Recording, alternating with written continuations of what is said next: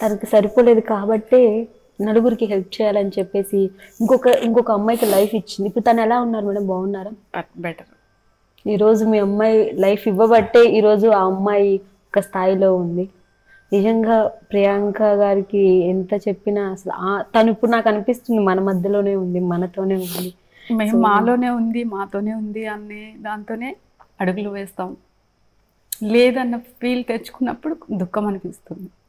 నన్ను చూసుకోండి మేడం, ఇప్పుడు నేనే మీ అమ్మాయిని అనుకోండి. థ్యాంక్ యూ సో నాన్న. సెకండ్ ప్రియాంక అనుకోండి నన్ను, Thank you. నాలటిని చూసుకోండి.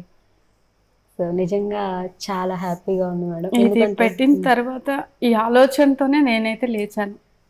Super madam. ఒక లేడీగా ఎవరు రారు ముందుకి. సార్ సపోర్ట్ చేశారు మేడం మీరు ఇలా చెప్పిన బాగా తర్వాత? ఆయన ఆలోచన ఇది. నేను లేయాలంటే తనకు ఒక ఆలోచన చేయాలి, తనేం చేయలేరు కదా.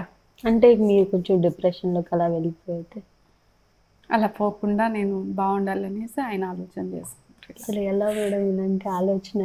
నిజంగా సార్ నిజంగా చాలా గ్రేట్.